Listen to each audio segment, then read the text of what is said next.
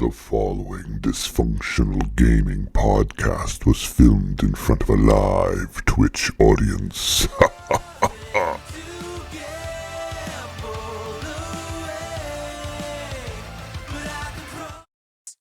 12, 82, 37. Here we are.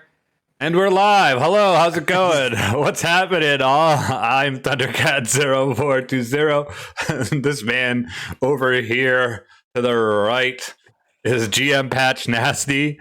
I was rolling dice. I hope everyone, we were talking about random numbers, so Yep. I hope everyone's having a great afternoon. It is another Tuesday, and we're back here to talk about D&D. Today, Yay! we're talking about random tables, random number tables, random draws, random dice rolls. 56. Exactly. Two of clubs. So with that, but before we get into it, let's talk about a few things that we have going on in our Dysfunctional Gaming life here.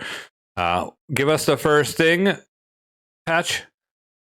We have a Patreon. We put stuff on the Patreon. If you didn't know, we play D&D on Fridays, and there's a session 0 on there that's super funny. And you get to hear me talk like this for a little while, and get to hear some other voices, like Malcolm Sandy Fingers. That's the name. Yeah, that's a good name. Was that the one you wanted me to talk about, or no? Yep, you could talk about that. That's one of them. I did. Okay. I'll talk about Extra Life. So, Extra Life is our charity fundraising that we're doing this year. We've done it for like 5 or 6 years now as a group, and this year this and the past years we've done it for the Barbara Bush Children's Hospital in Maine. We have raised probably over, I want to say, almost $3,000 altogether throughout the 5 years, which is not bad for a bunch of people that don't really have a lot of following back then. So with our new streaming privileges here, we've been able to raise a lot more money this year than normal. We have 3 days left to reach 1,000 to make me play a spoopy game. On stream. 3 days left. We need $350 to hit that $1,000 mark. So if you hear, don't be afraid to throw in a little money. $10 can help. $5 can help. If we got $1 from all of our followers, $150. Mm-hmm. Who knows? All this money goes directly to making the kids' stay at the hospital easier. If they need a charger for their phone, if they need to charge up their Nintendo Switch, we can get those. If they need a new Joy-Con, they can get that stuff. Drift's a real thing, folks. Yeah, 2 years ago, they bought a video player, DVD player for the MRI machine. So when the kids go in, they can watch a movie and not be afraid of all the surrounding noises and stuff that go on. And being stuck in an MRI machine for about half an hour was pretty bad for me. So I get it. I have a hard time getting in an elevator, so I understand completely. So that's one of the things they do. There's another thing we want to talk about, our War for Gracia D&D game that we've been playing. The first episode is up on YouTube. Boom. Second episode will be up on Friday. Boom. This Friday, we're going to have to push our game from Friday to Saturday. As of right now, it is tentative Saturday night at 9 p.m. We have a few things we got to talk over with a couple of people in the group to make sure that we can do that. We will keep you updated as much as we can. I have no problem with it because, one, someone gets to go to Halloween Horror Nights, so I hope they get spooked and they need a new pair of underwear. And two, Saturday night's a good night for D&D. It's not a bad night for D&D. Yeah, and I'm not worried about it because I actually would rather do Saturday night because I get to stay up later. I don't have to work till 1 on Sunday. You don't have to pass right out. We don't have to play the stream chat fucking roulette. Who am I going to be left with? Yep. All right. So yeah, and then so if you want to check out any of our past episodes for Talking D&D, where can I do that? You can do that on all the things for all your lovely, lovely ear potatoes. You can do that on Apple Podcasts. You can do that on Spotify. You can do that on YouTube. If you type in exclamation mark links into the chat, you can go to most of those. I know that typically a lot of people have Spotify, so you should certainly just, hit the follow button. You'll get alerted every time we have a new episode. Even if you don't listen to it, it will tell you, hey, there's a new episode. You should listen to it. Otherwise, your friends are gonna hate you a little bit because you can't stand the sound of your own voice. I would just appreciate you downloaded it. You could delete it after it's downloaded. I love like talking, but I don't like listening to me. Like, if you understand, like I coming from that sales background and listening to my recordings, I was like, oh, I get it. Torture. I get it, but at the same time, I've always wanted to be either on the radio or I was a DJ. Like, so I heard my voice a lot. So yeah, but I'm not gonna have the radio going when I'm listening to it. Like that's the hard part. What I have. But if you did commercials for said radio station and you were listening to the radio later that day, you're going, oh shit, there I am again.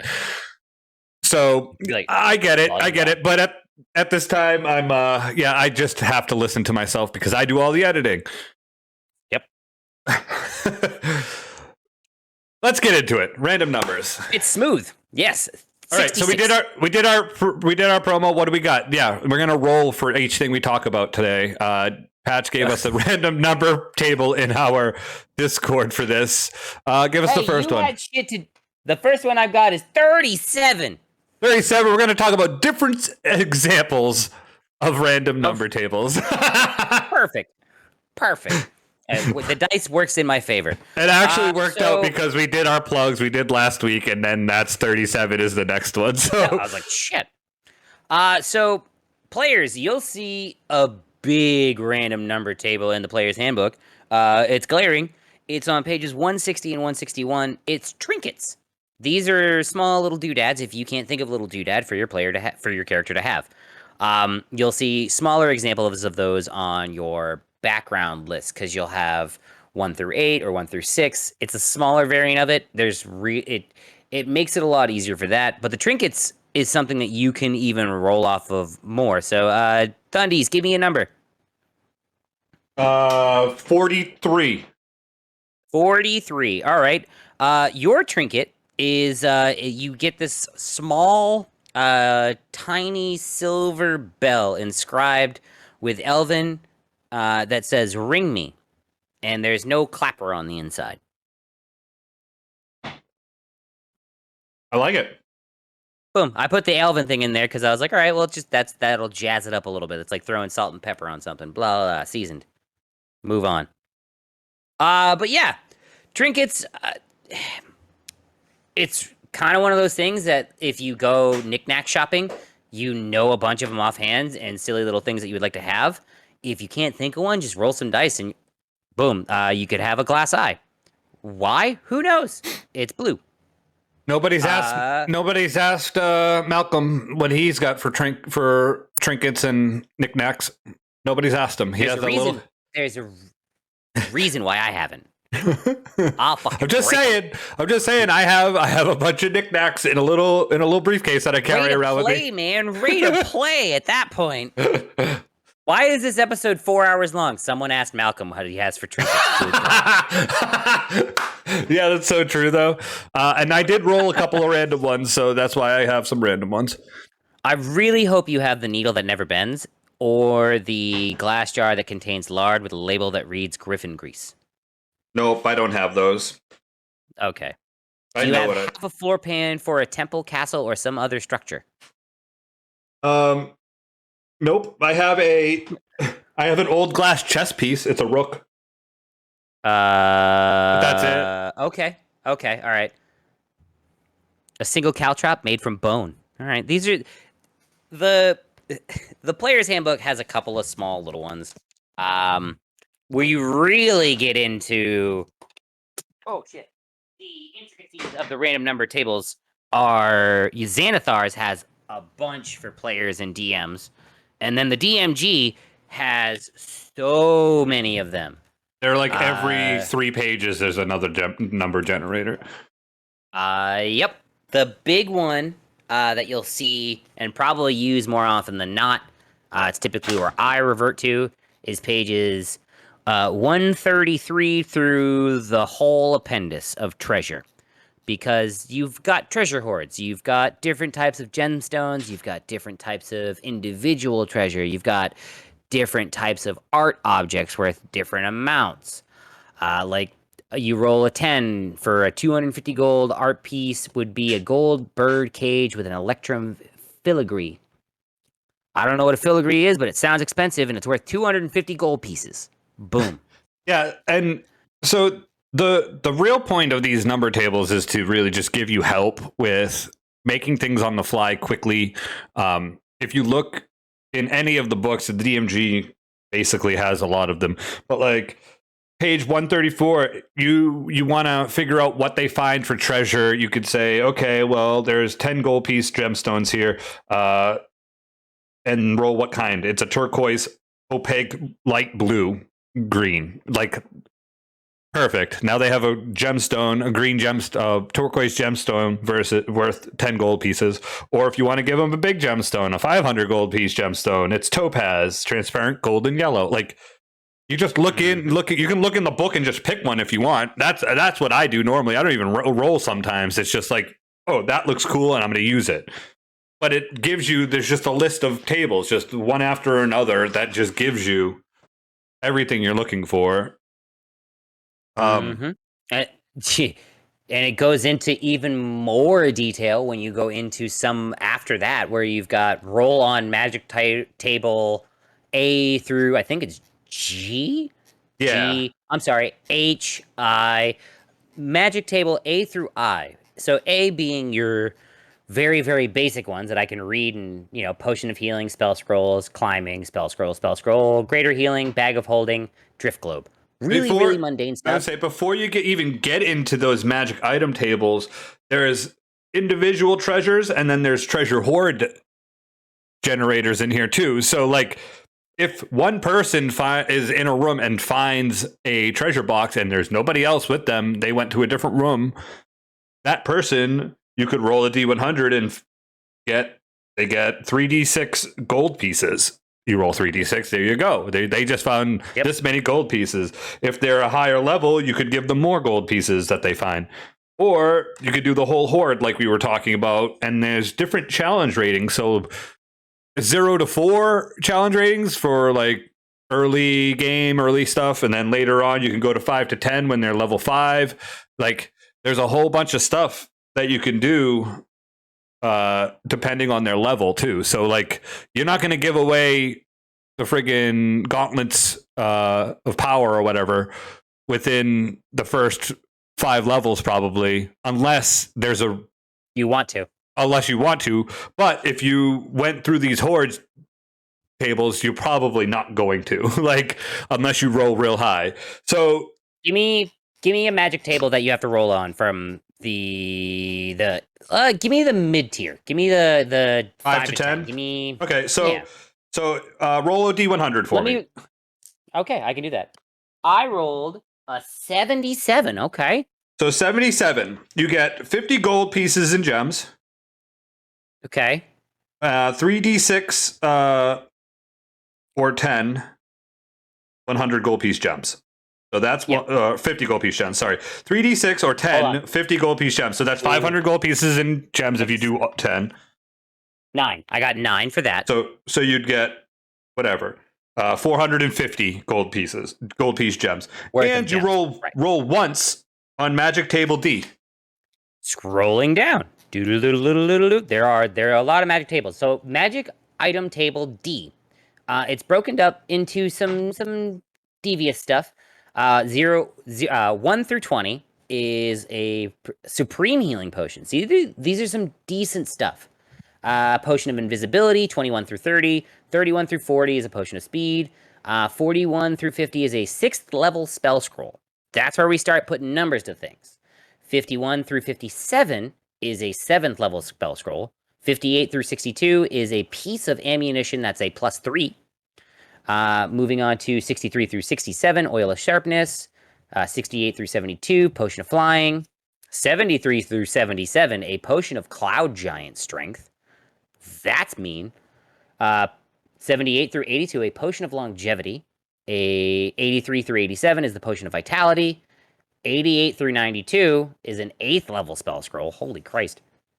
93 through 95, Horseshoes of a Zephyr. Good God.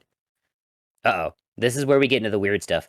96 through 98, you've got the Nolzur's Marvelous Pigments. DMs, go check that stuff out. That stuff's a bunch of fun. 99. If you roll a 99, you get a Bag of Devouring. Ha. Love it. And then if you roll 100, the triple zeros on your percentage die, they get a potable hole. That's enough to put like the next treasure hoard they find. Be like, I don't care what's in it. Just fucking put the hole over it. Done.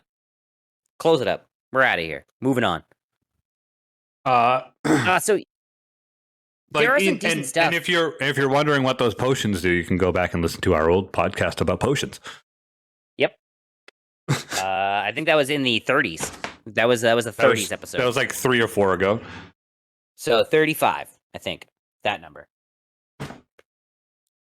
But yeah, there's even like if you keep going past the magic item tables, you can add to magic items. You can take a potion of healing and make it different. You could make it by the drow.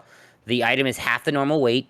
It's black and inscribed with spiders and webs in honor of Lolth. It may function poorly or disintegrate if exposed to sunlight for a minute or more. Like, there are so many little tiny intricacies in D&D for items and tables. Tables make D&D the random fun that it can be.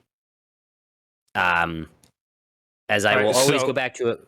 Go ahead. So I got a table here that we're just talking about potions. All right.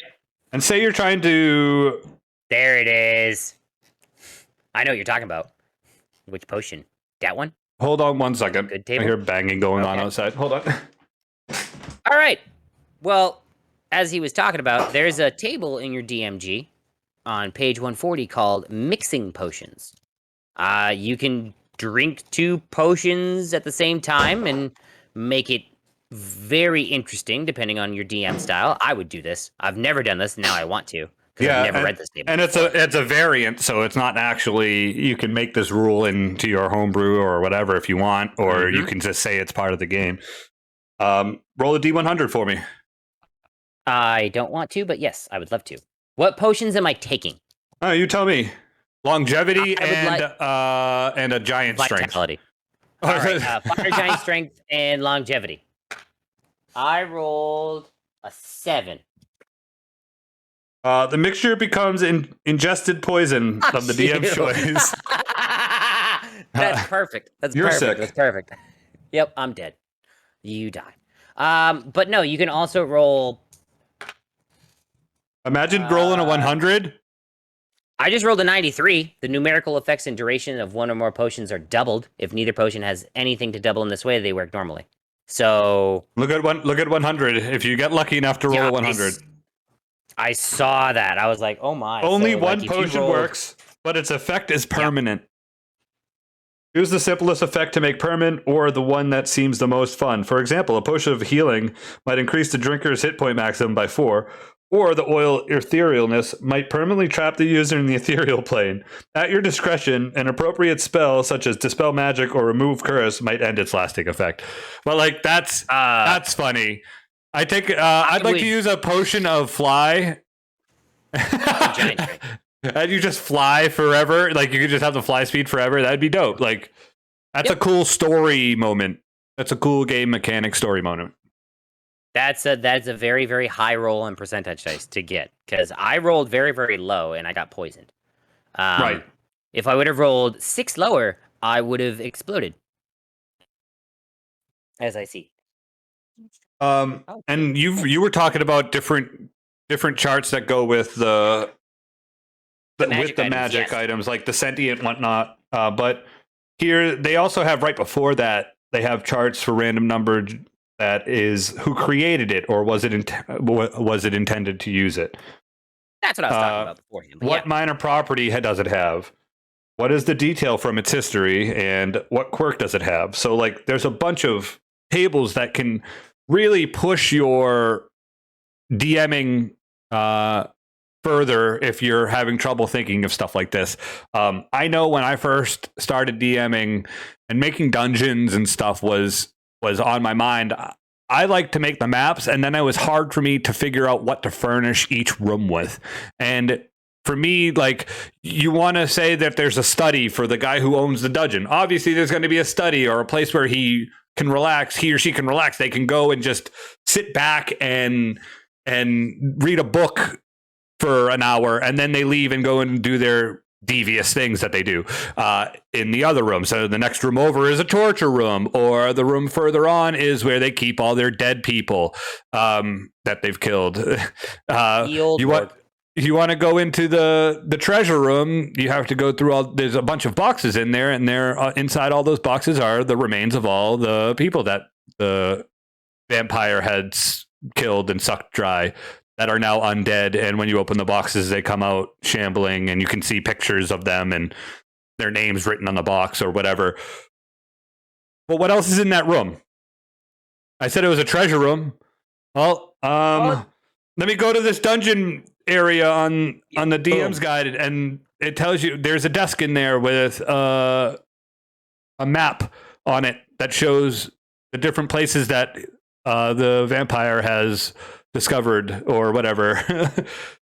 Another one that I like to use a lot for tables, the treasure one I kind of lived and died by in the first games that I DM'd. Names. The Xanathar book has tables of names, and that is fucking clutch. Because I can just write down like 6 or 7 names and not even have to roll. Or I can roll. In Chapter 4 of your DMG, there's a lot of little tables for NPC stuff. That's super handy, like talents, mannerisms. That table makes an NPC. Like, if you roll, like, you talk to someone who's constantly biting their nails or speaking really loud or kind of talks that out like a whisper, you'll remember that NPC. And it's really not a lot to it. It's just a different way of talking. Like, I'm looking at, D20 roll number 9 on your mannerisms for NPC. If you frequently use the wrong word, I'm gonna remember that NPC and want to talk to him all the time, because it's going to be so much fun, and I'm just going to laugh my ass off the entire session. Another couple random encounter tables in the Xanathars. I think there are some in the DMG. I haven't really looked. There's 100 random encounter tables in Xanathars. Like, there's a whole chapter that is just random tables depending on where you are. If you're in an Arctic area, if you're in the Underdark, if you're in a city, if you're in the mountains, like there's a whole forest, plains. There's a whole bunch of different encounters available for you to just look through, depending on the level of your party. So, like, there's a lot of fun ones in there that you don't necessarily would ever think would be encounters. When you say random encounters, I feel like people think, oh, I'm going to fight something, or I'm going to get in combat. It's actually fun. There's one that I used against when I was DMing with my party, and said there's a man up on a ridge looking over the city, and he's painting. And I made a whole encounter off of just this thing. And my party was like, oh, we're going to leave him alone. We don't want to mess with this painting. Goddamn right. The very next hour, as they were continuing on their travels, they found a ruined statue, a statue that looked like it had been standing there for ages, that had fallen. And they sat there for an hour of game time, like actual outside of game time, talking to each other, trying to figure out why the statue's down and how to fix it and if it's important. And so, like, the encounter that I actually built for them, they left, and then the encounter that I pulled, the encounter I built from the random number generator table, they left, and I built an encounter off of it for the one that I pulled randomly for a later one, because I was like, I need something else here because I'm running out of stuff to tell them that they see and shit. And I picked the first one I saw that wasn't a combat encounter to see what they did, and they spent an hour of game time talking about how to fix this thing when I had no encounter set up for it. And I was like, I'm gonna let them talk about this and figure it out on their own. And I'm pretty sure you guys camped out there too, so it's like, yes, we did. Did you enjoy your tacos? That's what we were. That was the main goal. We want to make sure you ate your dinner. That was the goal. That's so true. We just want to talk around with his statue. Let him eat his food. A thing I had a cool, fun story for the guy that was painting too. He's never gonna be there again. Do you remember the Underdark leg of the Sunday campaigns? Yes. Yeah. So most of those were combat encounters, and I went, no, I don't want to throw that at them. I want to make it weird. So let's take 4 beholders and make them run shops, right next to each other, and just yell at myself and yell at them. I still think one of my favorite ones that I ever tweaked was the Illithid walking his dogs, the intellect devourer. You guys were just watching it and you saw a bunch of intellect devourers that were, little brain dog. Oh, hi, how are you? Oh, just going for a walk. Yeah, same with us. See ya. Terrifying. Yeah, terrifying stuff. Bye. This is the thing of nightmares. I'm out of here. You can always do that. Roll on a combat encounter table and warp it. And see what the players do. DMs, have a room full of goblins, but they're having a little tiny stock market. And see if they the players want to navigate it and figure out how much money they can get from these goblins, or just see if they murder hobo. I vote the first of the 2 options. I would like to raise the price of oranges. Just because I can. One of the other tables that you can find in the DMG are the madness tables. If you're running a haunted encounter session, leg of a campaign, I did one where I made a bunch of random flaws, made a random table generator for flaws, and I did a whole, I don't know, was it probably 3-4 sessions of a dungeon that I built inside of one of our characters' old churches in her town. Mm-hmm. And they found out that her best friend, who she grew up with, had released some sort of cursed item in her church, and all the people inside were basically all of the bad flaws, all the flaws in each of the people were coming out. There was a lot of fighting. It was like Sodom and Gomorrah, baby. It was great. All of the clerics were basically doing the worst things they could do inside of the church. Inflicting mounds. That's what I would do. So, I use my own table there to give flaws out to people if they didn't pass the wisdom checks each room or whatever. As they got closer and closer, the DCs got harder and harder. But by the end, I think each had 2 extra flaws that were kind of messing with the whole group, and kind of it was my own madness. Basically, you gained flaws as you got closer to the machine that caused it. I had a madness table in the Out of the Abyss book whenever you guys saw a Demon Lord, but at that point you guys are level 15, so it didn't matter. Yeah. Trying to think of another table that I had. Weather. There was a weather table that I had to have for Tomb of Annihilation. That was a table that I rolled on 30 times just because I had a druid and someone who had druidcraft. So, let's figure it out. Some mechanics like that you will want to use their random tables just because it kind of adds to the game. I know I've seen some player-made horror like fear tables for Strahd and Out of the Abyss. I've seen some pretty lingering effects after being resurrected. Those are always fun. But I was just gonna say there's a whole chapter of lingering injuries that you might get during battles. Yep. There's massive damage, system shock. Yeah, and that's one of those things that we we should talk about as well is helping people make their own tables. Like having the DM's guide is a great way to grab inspiration. You can say, oh, that's a great, or Xanathars, that's a great encounter. They're out in the grasslands. There's going to be lizard folk that live out in the grasslands in my campaign. So instead of those goblins that attack, I'm going to have lizard folk. And just certainly take a peek at your combat ratings. Yeah, and reskin what you can to figure out what works. Or like instead of hobgoblins, it could be lizard folk. You know what I mean? Like there's or orcs or whatever. You don't necessarily have to pick what's in the thing. Use your homebrew. Exactly. Wherever and you could say why there's kobolds in the grasslands when normally they live in mountains or whatever. I don't even know actually where they live. They live all over the place, honestly. Wherever a dragon is. Yeah, so I don't know. And that might be a reason why they're living in the grasslands, because there's a green dragon that lives close by or something. I know a table that I like to use. It's just it's a D4. It's pricing. So I roll it typically when people go to buy things. 1 is cheap. 2 is a little more cost. Yeah. 3 is more, and then 4 is not for sale. I don't know why that's out here. And then that gets people talking, and then I can bullshit and then make a story out of it. Yeah.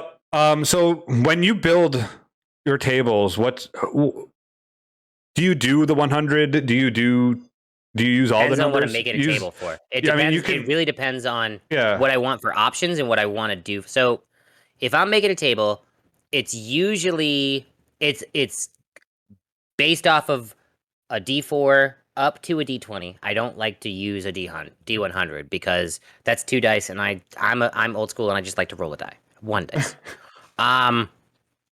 If it's typically names that I've written down before, so I'll just put names, 20 of them, 1 through 20. Same with like combat-less encounters, like scenario encounters, like traveling and you hear this, like something happens. I like a something happens table.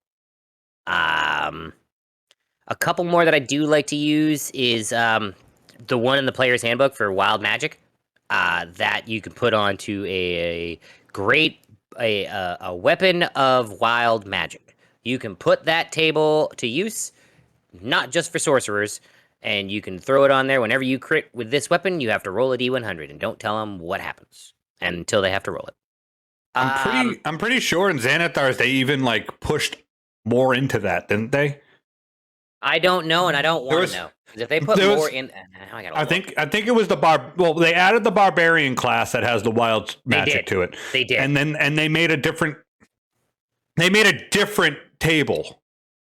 So they have like the sorcerers. They have the sorcerers table, and then they have the barbarian table. So like maybe you only want a few effects, you can do that. I know that with the Adventure Zone, the graduation, Travis McElroy made a brand new like wild magic table for his player because he didn't think, because it was Griffin McElroy was a barbarian wild magic, and he didn't think that there was enough there for the barbarian, so he made his he made his own. Yeah, he made his own extra. It was like, I think it was like 50 or something. I don't remember. Maybe it was 100, but like he made a whole bunch of extra ones to add to it. So like there's something you can do. You can make your own wild magic table. Like they're all good. They're all good in that D8. They're all good. And I was like, that's kind of weak, but whatever. It's in the book.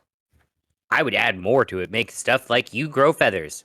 You does it help me? No. You grow an extra foot. But I'm a gnome. Yeah, you look weird. Yep, cast fireball on yourself. Yeah. Make a dex save. At 9th level. At 9th level. You didn't know where all this magic came from. Hey, ask more questions. Random. Yeah, that's another thing though. Like tables can get you into trouble if you live and die by a table. Because if you go by what they recommend throwing at people at like higher level. The deck of many things is a random table. Yep. The deck of many things is a random table. I have said that you can stack this random table. You can, as a DM. You can. As a DM. But you can literally looking in the book right now. It's literally, it's all bad.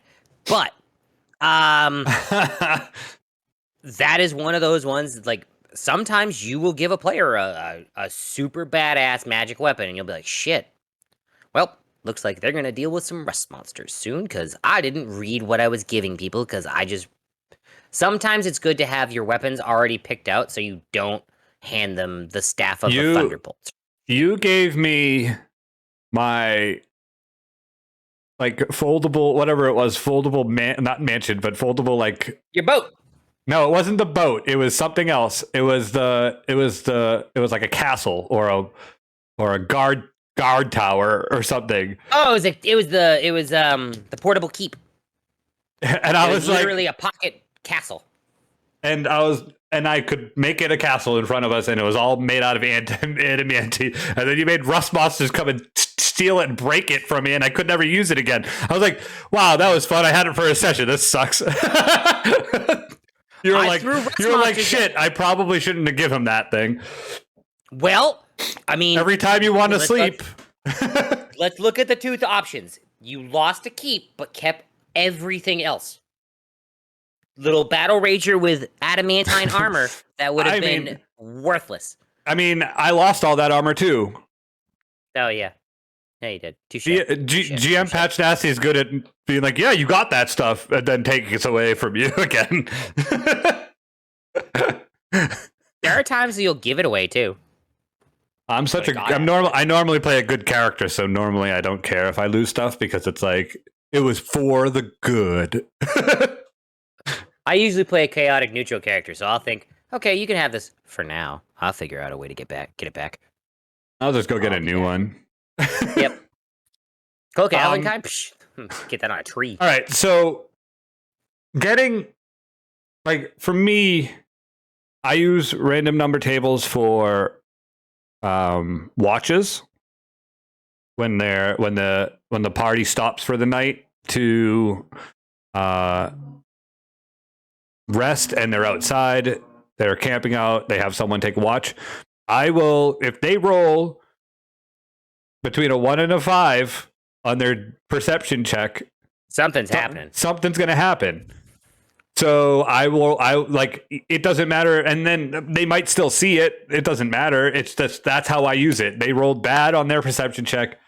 I have an encounter, roll a d20. This is the encounter that's going to happen. Butts. And you don't need to necessarily have combat. You could just have sounds. I rolled a d20, and it says they hear random sounds, and then I roll another d20 to see which sounds they hear. You hear owls hooing, and then it stops as something rustles in the bush about 40 feet from your camp. I go to the bushes and hoo back to the owls. Yeah, I hoo back aggressively to the owls to scare them away, and then go check the bush. Oh, you check the bush, and then there's the man with the paintbrush going, oh, I can see you. And you're going, why did that guy with the paint... Wait, are you the guy from the ridge? And then we have an encounter / whole session to figuring out why there's a man watching me in the woods. I would stand there gloriously while he paints me. On my watch. Paint me! Paint me like your French curls.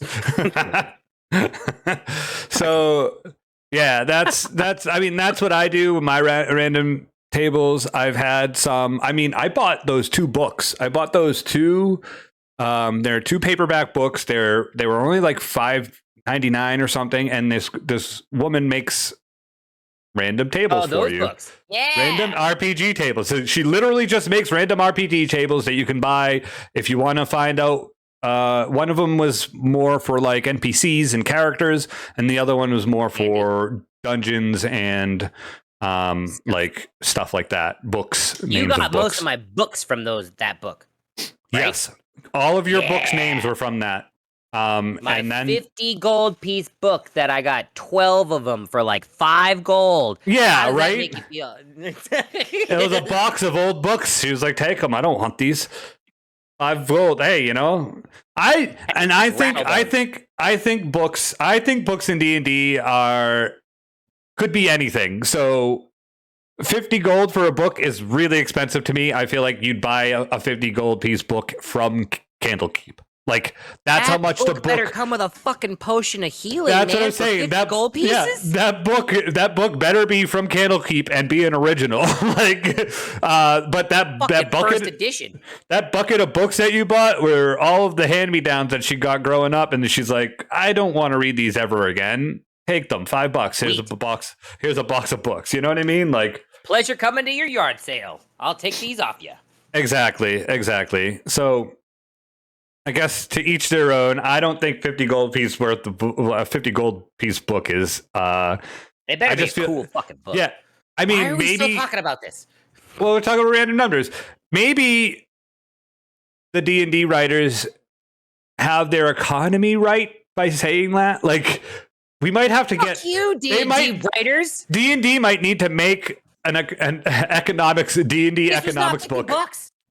It was 100.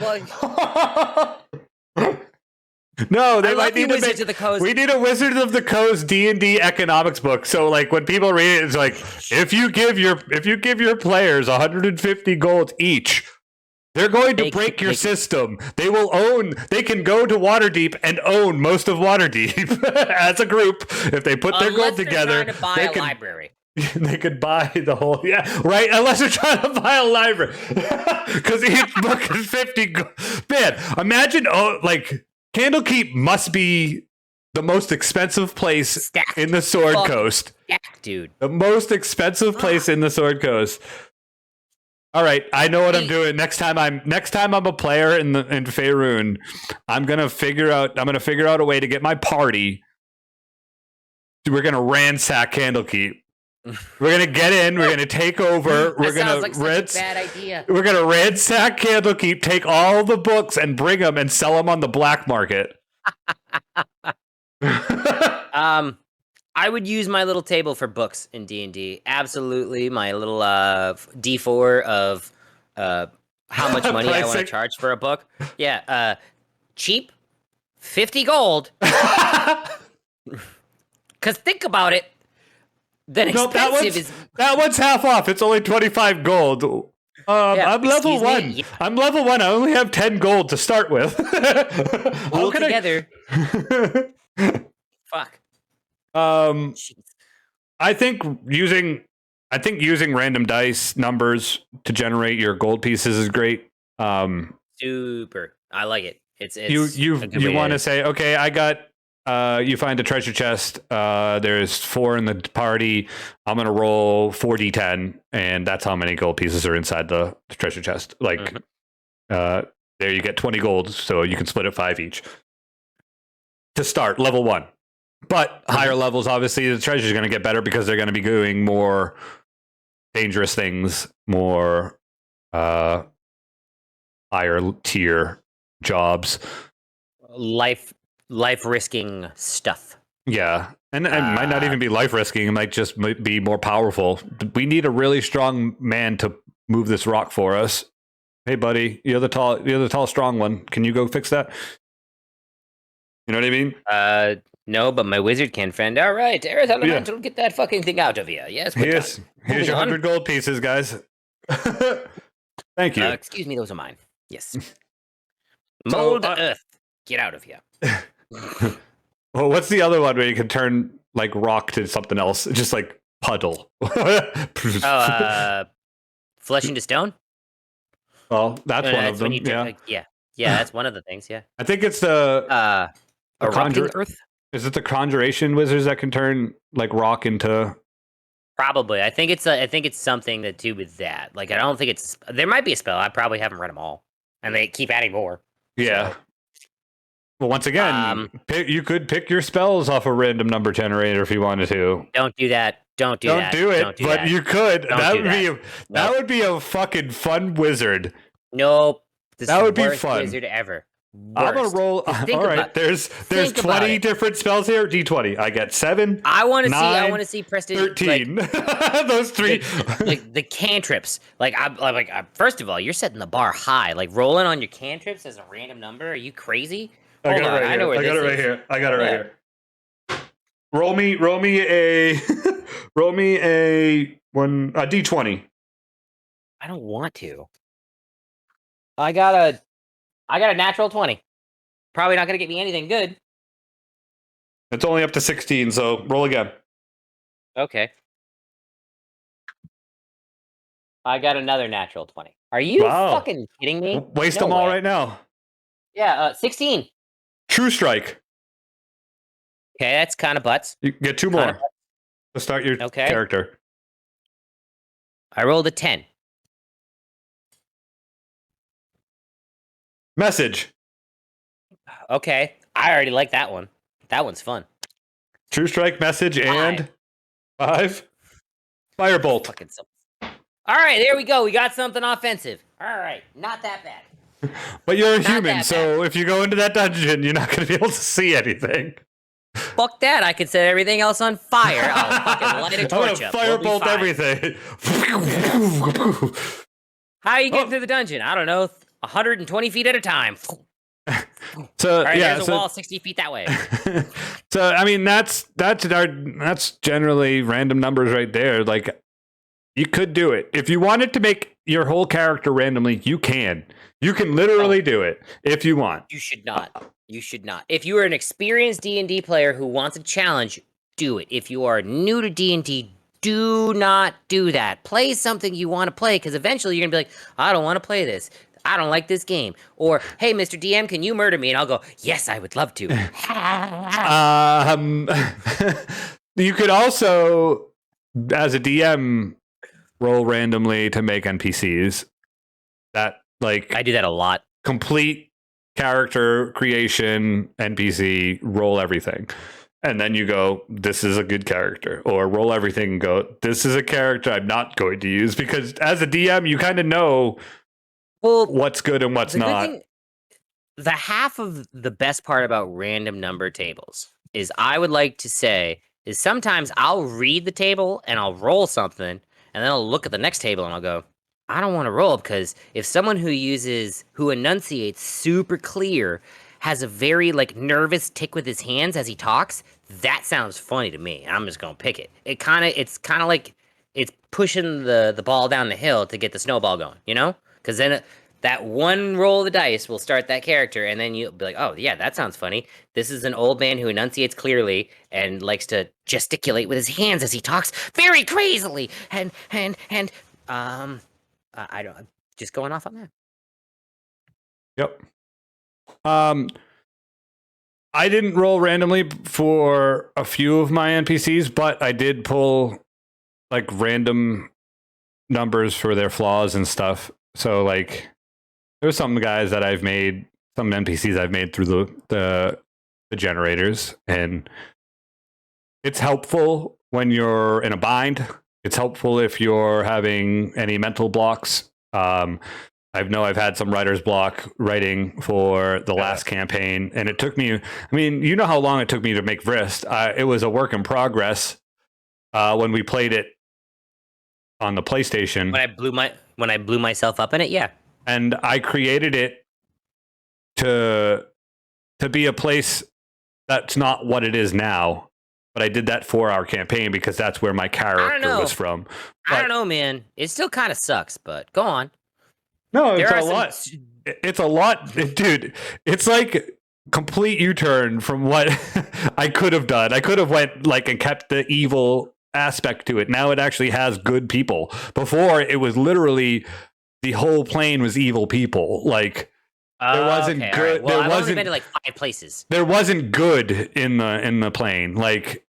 If it was, if they waiting for this, if you thought they were good, it was probably neutral and at most, because there's always some seedy underbelly, under connection, something going on behind the scenes that makes those people evil, I guess. So when you met the dealer, he was an evil character that wanted money and wanted to make sure that he had all the power without anyone knowing he had all the power. Like, so, but he was nice to the group. Which group? You got Are we talking Tuesday or are we talking PlayStation? No, PlayStation. You haven't met Okay. the dealer. You haven't met the dealer in Tuesdays. Nope. But like, he was a bad guy that was nice to you guys because he had other means going on behind the scene. Like, that he knew you guys were no one compared to him. Like, he was like, yeah, I can help you out, but I'm going to get mine out of it. I don't know. I've only been to like 5 places, so I've been waiting for something to suck. Yeah, and I haven't, well, other than the dungeon, the vampire dungeon, that sucked a lot. It's not even the fucking dungeon that sucked. It's, first of all, knock or not knowing not to touch a statue. That's metagaming. That's metagaming. Goddamn, first of all, it's D&D. You always check the bridge and you don't check fucking statues. It's rules 1 and 2, and rule number 3 is you split the party every time. Anyway, the worst part about that dungeon was the fucking well getting down. And that's up, man. It was like a fucking half hour of the game. That's the funniest thing about D&D, though. It's always like the combats don't suck, the dungeon doesn't suck, but the in and out of the dungeon sucks. the finding a place to eat sucked. Like, it's not the food. The food is great. The entire atmosphere was awesome, but getting to that dining area sucked. Like, there's always that, like, out of rope was dumb, and I was like, this is great, but it's dumb. How much should we tip the imaginary waiter? The Gracia, the whole apple thing, where we just sat there for 20 minutes talking to Johnny Appleseed about what to do with his apples, and I'm like, we should just shut up and go, and we could eat as many apples as we want. Like, he will never know how many apples are gone. It's rude. They would know. 30, 40 minutes of us talking shit to Johnny Appleseed about trying to buy apples and stuff. He's like, just get the fuck away from me. That's the thing about D&D. That's D&D. And we needed to push out, all right? We needed to explode our D&D and RP for a little bit, all over the NPC. RP all over the NPC. Put that on a t-shirt. Explode your RP all over your NPCs. There you go. Oh, I'm going to RP all over you. I'm done. That got weird. I'm sorry. No, I'm not. I'm going to say it all the time now. Do you have any final words about random number generator, random tables, random dice? Use them. I would say use them to start, and, if something clicks and you want to build the NPC based off of that first stat and things that you want to go around it, do it. Likewise, roll on that and give it to your players and find out, wow, that was super overpowered. I shouldn't have given them the map. Oh, well, learn from your mistakes. And then you can always leave that overpowered and just make more powerful enemies, more powerful things to go against what they have. Like you said, Rust Monster to disassemble that said thing, or a thief steals the really nice weapon that you got. There's so many ways. You're sought after by a lot more people because you have this weapon. Gee, yeah. I wonder why. Right. And so, yeah, and I mean, at that point, you could have a random number generator of reasons why people are after you. Like, well, this guy said this. We're gonna make a number generator for all of the different people that are gonna end up showing up. There'll be a thief. There'll be the big guy. There'll be the guy that said you had 30. You heard you say that you had 38 gold pieces outside with the bandits. That's a lot of money. Hey, it is a lot of money. I could pay my 18 goons a gold piece each to work for me for another week, and then keep 20 gold for myself. Yup. And then live off that for another 2 weeks while we goon up a bunch of other people. Like, gooning. That's weird. I don't like that word. Gooning. I would say the same thing. Use them. Make some. Create them yourself. Make fun stuff. Make stuff that not necessarily combats. Yes. Roleplay encounters are. I have a lot of fun roleplaying, so roleplay encounters are great for me. Combat slogs. You could have a skills competition encounter table. think outside the box when you're making said box. When you're making the generator, the tables, just think of the stuff that. All right, they're out going to be trekking through the snow. I'm going to make a Yeti camp. There's going to be a bunch of Yeti that work together that create their own community. They sell and trade between each other. One of them's a fisherman. One of them's this. And you run into said fisherman Yeti out fishing. You don't speak Yeti, but it looks like he's having a very peaceful time sitting at the lake ice fishing. Do I have comprehend languages? Because I certainly want to go have a chit chat with this Yeti while he's ice fishing. It sounds like a fun time. If you do, then go ahead and use it. Like that's, I mean, and then, or instead of the Yeti out fishing, you run into the Yeti that's doing like snow removal or something. Like, I don't know. Like, you got to think, like, well, how would a community work with Yeti? I don't know. They're all big people. They could probably make some pretty sweet, like, I just see a picture houses and stuff. Pulling up a piece of a mountain and just using it as a shovel, pushing it. I'm just like, oh god, this is ridiculous, and I love it. Where'd this Yeti get that big rock, and why is he clearing all this snow? Excuse me. I use comprehend language, and I go back. Excuse me, what are you doing? I'm clearing out an area for our new family. Terrible weather we're having out here, isn't it? To be honest, the big thing to remember is if you've ever seen Community, I think Abed said it best. You are the dungeon master.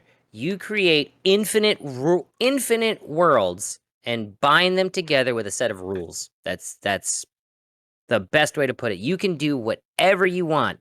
Don't think out of the box, as Thundercat said. You can have illithids walking their dogs, which are intellect devourers. It's terrifying. You know, maybe there's a vampire masquerade. Like, literally, vampires having a ball. They don't want to suck your blood, but now you're there and they have dinner. The god of dragons, Bahamut, is the blonde guy that has you wrangling dogs for him. Hey. Why? Or, entertaining his kids. Yeah. Oh, there's some kids that need to be taken care of. Can you do this for me? Sure. Thanks. By the way, I'm Bahamut. Like, what? It only took me dying to figure it out, so. Hey, I did a good job. Be cool. Yeah, you did a great job. That was one of those moments I was like, shit. Damn you. You did tie it all together. Why are all these people blonde? Why is this guy blonde? I didn't even think of it.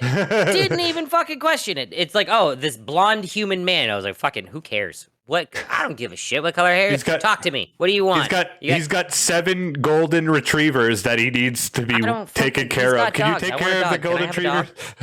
Yes, sure. I would like a dog. How about what was it? Was the kids? I had to play with the kids, and I just there were 7. There were 7 blonde children. Yeah. And once again, it was one of those things that was like an afterthought to me because I was like, it was minute detail. I'm not gonna remember this. So I made a table. I don't know. I think it was a D6. I don't even know if it was a D6. I just know I made a table, and I was like, all of this stuff's gonna happen eventually. This one's happening today.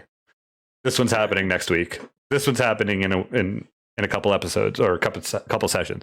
I mean, that was my table generator right there. It's just a random table, basically. I did that with the hags.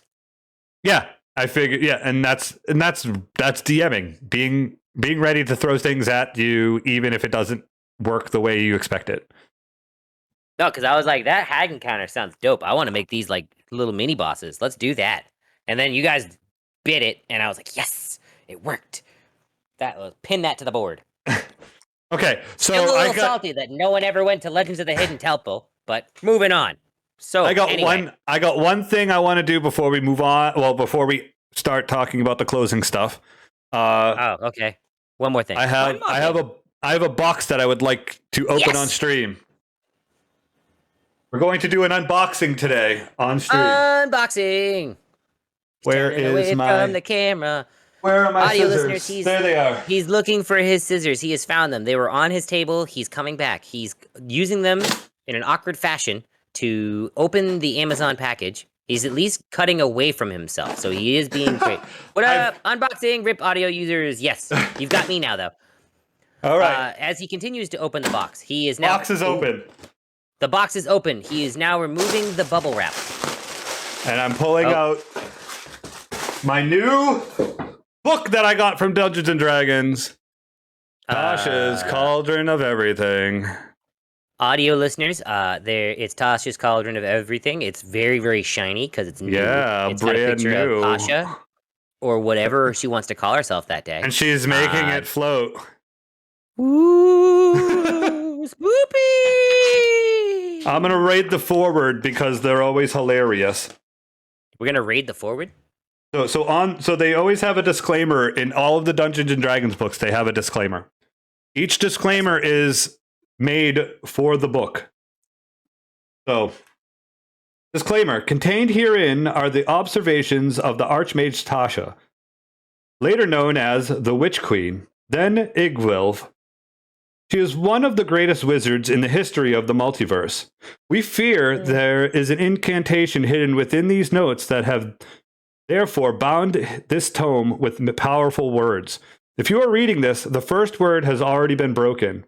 If you dare read any further, we cannot guarantee the safety of your soul or that you won't open a portal to another plane of existence. If a portal does appear, pray that nothing worse than Tasha's mother Baba Yaga appears. And if the mother of hags arrives, be sure to offer only praises of her daughter or offer muffins. She loves muffins. I'm going to remember that if we ever run into Baba Yaga. I'm going to be like, you need a muffin? You want a muffin? I'm the muffin man. You want one? She's going to be like, you got muffins? Did you say you got muffins? There you go. There's a new follower alert right there. Did you say you got muffins? You got muffins? Fucking ridiculous. But yes, audio listeners, Tasha's Cauldron of Everything has everything, and bring muffins for Baba Lysaga, or Baba Yaga. I bought it for my new character for Gracia, because my character's in that book. My character's in that book as well. Yeah. Just the class, not my class. not the race. My class, not race, yeah. Yeah. I haven't got to pick my class yet because it's next level, so... yes. Nobody actually knows what class I am. Just Except wizard. for people who have Tasha's Cauldron of Everything and can generally peek and see what different wizarding classes are in there. Because I don't even know. I've never even looked at that. But I don't want to spoil it for myself. Speaking of the War for Gracia, this weekend... When's that happening? So, it normally is going to happen on Friday nights at 9 p.m. Eastern. This week, we will possibly be doing it on Saturday because we have conflict in scheduling. So Friday night will not work. Got pressing things to do and get Tater's going to be spooked. Yes. And I really hope he brings... I hope he streams it or something from his phone or something. Bring a camera, man. Bring a camera. Do something. I want spook Tater. I want to... Stream it. It's going to be... I wish I was there to watch it because I don't want to go through any of it. So I just watch. You. No. As soon as I read that, I went, "You motherfucker! I will not do this. I want to do that. I will not. Did they get extra tickets? Can I come? I will be there. as long as the bunk bed's set up. Fuck that! I'll sleep next to the cat. I'm about that. So yeah. So look for episode 3 on Saturday night, roughly 9 p.m. Episode 2 will be loaded onto YouTube this Friday. So you can catch up in the morning. Yeah. Morning-ish. I get the ding. Want to tell us about what we're doing Monday? Monday, you guys play the forest and you guys try to survive. Are you building a house in this one? We have already built said house. We built we built a 5 feet away from it. We built a fucking humongous fucking log cabin on a rock in the middle of a lake. And we found out that all of the cannibals cannot swim and they die immediately. They cannot, no. They die immediately if they run in the water. So whenever we get attacked by anything that's way too strong for us at the time. We run back to the house and they all run in and they all run into the water. Run away! We ran off last night and built a treehouse close to the mountain that lead up to like the snowy parts. So we're starting to get our warm gear set up and we're trying to get going. Okay. How many caves have you guys gone through? We've gone through like 4 different caves and we've destroyed almost all 4 of them, but we haven't beaten any of them. So when we open the book to the to-do list, it's like, keep searching said cave, continue searching cave, find this cave, go to this cave. I'm like, we've been in all of these caves, we just haven't finished them off and gotten all the parts because none of them have been crossed out yet. Yep. I've seen the end of that game, so I'm excited for you guys to like it's a doable game. Yeah, it's going to take a while. It's fucking terrifying. It's doable. It's doable with 3 people. If I was playing alone or a single player, it must be so hard. It must be so hard single player. It's fucking damn near impossible unless you're fucking hacking, I would assume. And we're on just medium. Like, we're on the normal level. There's like intermediate and hard. So like, it's just going to get harder and harder. That's Monday. What are we talking about next week? Next week is going to be toolkits. We're going to continue on our equipment. We talked about, what did you say? I think you broke up. I went, Wham, wham, wham. Yeah, we're talking about toolkits. Tim the Toolman Taylor. Wham. And Al Borland over here. All right, yeah. That's great. I'm more of a Bob Vila guy anyway. Flannel shirt Al Borland. I can wear my flannel next week. Yeah. I'll wear my tool belt or I got a hard hat downstairs I could wear. Yes, all about it. I got a bright yellow Bob the Builder hard hat downstairs, a real one. It's a real yellow hard hat though. Can we talk it? Yes, we can. So yeah, we'll be talking about toolkits and all the different proficiencies that go with them. What about Friday? I think we'll flip-flop our Friday and Saturday this week. So Friday will end up being our team night if we can't do Saturday night. So Friday night, I think we're gonna play Phasmo. Oh boy. They had an update. It's super creepy. They've added new ghosts. They've added new equipment. It's probably like 90% harder than it was. So get ready to have no money and die a lot. I already did that before. Yeah, it's going to happen more. Oh, nice. So it's just gonna it's the same but different ways. Yeah, it's the same but different. It's just going to happen more times than the last time. I'm excited. Kind of. Yes. We are laughing. Ha ha. Laughing. Oh, uncomfortable laugh. Are you going to be live tomorrow night? I will be live tomorrow night. I'm playing something retro. I haven't figured it out yet. I'm kind of indifferent in between games because I beat kind of Batman. I beat the Scarecrow and it didn't give me a end titles because I have to still beat 4 more fucking assholes. And I'm kind of mad about that. And then work kicked my ass over the past weekend. So I was like, no, I don't want to talk. Talking's hard. I brain dead. Duh. Yeah, that's the first time we've seen you in a week. Yeah, it's kind of it was very, very busy, and I don't know why at work, but I'm kind of finding that happy balance. I think I'm gonna play something for Nintendo tomorrow. I don't know what, but something for Nintendo. Something October-y, maybe, possibly. Cool. And then Thursday, same thing, and then hopefully I don't get my dick kicked in on Friday and stream this weekend. It's probably going to happen now that I said it because I work in the restaurant business, and when you say those types of things, it just calls attention to it. I just say it knowing that's going to happen anyways. Yeah, I don't. We said it 2 days in a row. And my dick's been kicked in every day since I started working in the restaurant business, bro. My dick's been kicked in for almost a fucking year right now. We've had one nice little lull, and it was Christmas week because there was no one fucking there, and we were closed. It was great. Yeah, that's how it goes in the. What are you doing tomorrow? Tomorrow I will be streaming. I don't know what I will be streaming yet. I think I finished Dark Side Detective, and then they added 3 bonus levels. So Nice. I started All the the extra bonus stuff. I started the bonus level. One of them's a Christmas one. I'm in the middle of that one, and I got to a part where I'm stuck, and I think I didn't get something earlier in the game that I might need to restart the whole level. Oh, it hurts. It hurts. So I'm gonna try it one more time. I don't know if I'm gonna play it tomorrow. Probably will. But I'm gonna. I want to start doing the Metal Gear series. I want to do all of them in order, other than the Nintendo one. That's why I had Throg do that one for me. I tried playing it. On stream a couple times, and it's so hard. He has so much patience, and he has such a good memory for those games that it's like, yeah, thank you.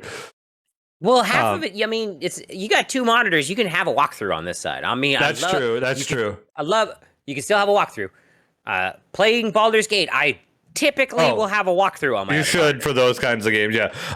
Metal Gear Solid. I'm going to start with the PS1 version, and I need to go over some save state stuff with you. And I know you kind of have an idea on that. Moving your port and pretending ports move and stuff. Because then I can actually beat the game without it being an issue. Otherwise, I could set up the PS1.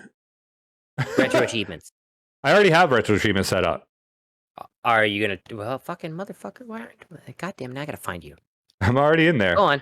I'm not very good. Well, you know what sucked? I was really into those retro achievements for a while, and then I had the Sega Genesis NHL '94.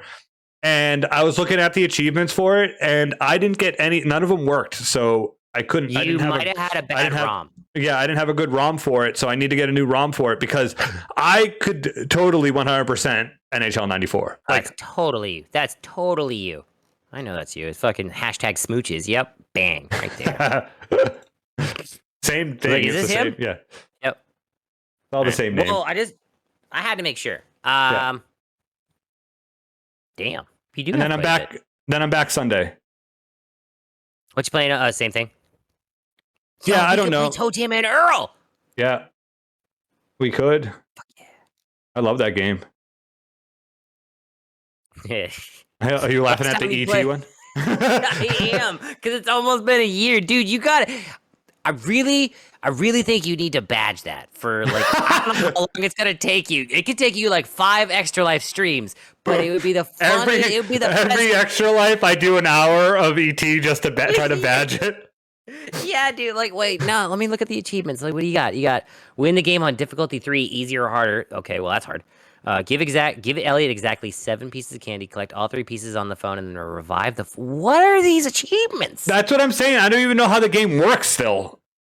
Hashtag say no to anal probes. Win the game without being brought to the lab by the scientist for 25 points. Good God. The frustration is real. Win the game after falling in a well 50 times or more. You almost did that one. But the clip's still there.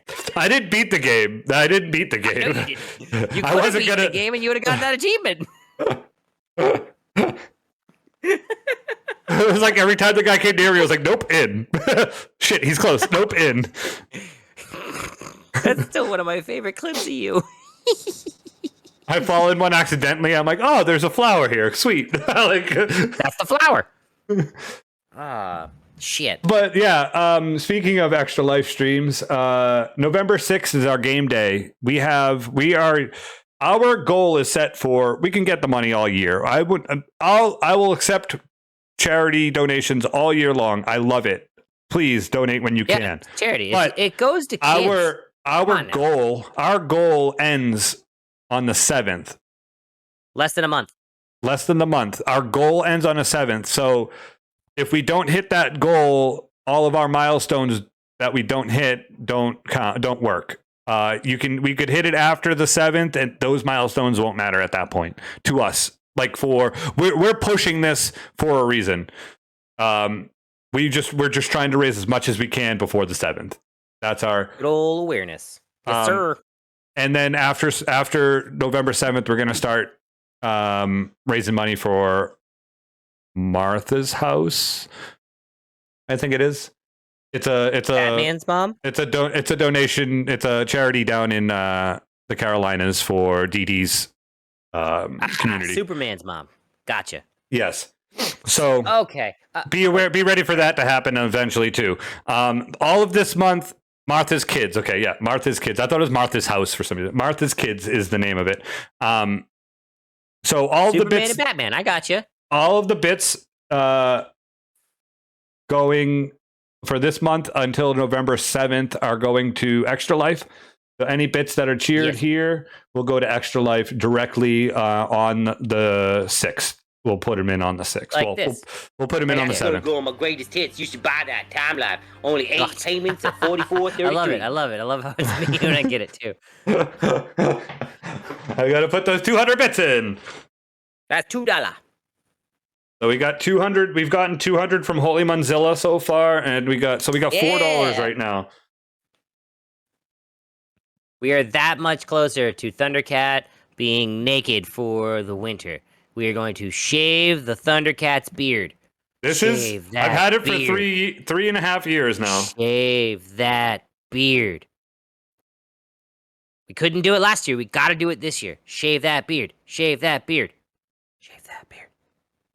Who knows? 3 more days to get the Spoopy stream for me as well. Speaking of which, we hit the donation marker for the Spoopy Time Variety Hour, didn't we? We did. Have we thought about anything to play for that yet? We have not. No? We haven't put it together yet. I think we're going to try to do it right before Halloween. I think we might do it that Saturday stream, the team stream. Ah, yes, the hour. I don't know. The one that I will be there for? No, not that one. No, anyway. I'm talking about the team, the Saturday night. Sunday is Halloween. Saturday, we're going to have to, we're still doing our regular stream, I think. Days are hard. Yeah. Yes. We still have a couple weeks. We got 3 Saturdays to go. So we can figure that out. We'll talk about that tonight in our meeting. Anything else? Patreon. Don't forget. We have a sweet Patreon. You can get a whole bunch of behind the scenes stuff. We also have the first session in completion of session 0 of the War for Gracia. There will also there will be other things that we add as we go. I load up all of the Talking D&D outlines as we go. So there's a lot of cool stuff. Is the one that we put together today going to be up there soon? Because that one was kind of funny. It won't be up there for a while. I think we're only on 20 right now. So I'm trying to do I'm trying to do like 5 every 2 months because we're kind of still new. So there's not a lot to do. Make sure you're subscribed to Patreon so you can get at least this week's when it comes out. I'm not sure when that is, but it's a fun one because it was a busy day for Thundercat, so I tried my hand at an outline. Yeah, it's interesting. And then I sent out one just for organizational reasons that it would be there for next week for me to look at. I sent out the real one just so I know that I did it. Talking D&D's episode, this is 39. Episode 38 will be uploaded to Anchor tonight. The YouTube video will also be uploaded tonight. I've been way behind today. I've got a lot of work I've got going on, so real stuff. We'll get there. It'll all be there eventually. But I just want to say thanks to everyone that listens, everyone that comes by. Thank you. Yeah, thanks very much for coming out and listening and doing all those lovely things for us. Hi, Thundercat. How you been? Hi, Randy. I'm good. It's been a wonderful week. That's good. Did the Brinks truck back up to your house too with your Pixar money? Oh, no, I don't get Pixar money like you do. You should. You could probably do a voice. You could be like one of them little alien guys, those little green dudes, and go, ooh. So have you figured out where we're going to go to next, or do you want me to keep vamping? We're going to go see Scrumbunculus. He's playing Call of Cthulhu. Wait, hold on a second. Did you just say Scrumbulus is playing the Knaba Cthulhu? Yep. You got that right, Randy. You're all over, Randy. All right. Well, it's that time of year again, so we're going to get real spoopy. I've picked this one out. This one's from my friend. His name is Richard O'Brien. It's astounding. Time is fleeting. Madness takes its toll. But listen closely. Not for very much longer. I've got to keep control. I remember doing the time warp, drinking those moments when the blackness would hit me and the void would be calling. What we gonna do, Thundercat? Let's do the time warp again. You know how it starts? It's just a jump to the left. And then it's step to the right. With your hands on your hips. You bring your knees in tight. But it's a pelvic thrust. It really drives you insane. Let's do the time up again. Well, I was walking down the street just having a think when a snake of a guy gave me an evil wink. He shook me up, he took me by surprise. He had a pickup truck and the devil's eyes. He stared at me and I felt a change. Time ain't nothing we never would again. Let's do the time up again. Are we gonna raid over now? Good job. Thanks for coming. Thank you. Back up the Pixar money. Bye, Randy. Bye, guys.